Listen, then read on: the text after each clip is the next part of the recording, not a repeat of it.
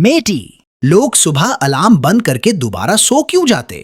क्या बिस्तर में इतनी कशिश होती जो उसे जिंदगी की चहल पहल की तरफ जाने से रोकती? मेटू, क्या बताऊं।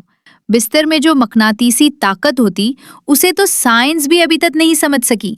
अलार्म बंद करके दोबारा सोना दरअसल इंसान का सुबह के खिलाफ कमजोर सा एहतजाज होता।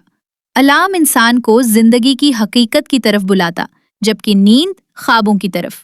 इंसान हमेशा ख्वाबों को हर चीज पर तरजीह देता। दोबारा सोना इंसान की वो आखिरी बगावत होती जो वो रोजमर्रा की दौड़ धूप के खिलाफ करता। अलार्म बंद करके दोबारा सोने की कोशिश ये साबित करती कि ख्वाहिशें हमेशा कवानीन से ज्यादा ताकतवर होती। अच्छा, ऐसे होता? जी हाँ, ऐसे ही होता।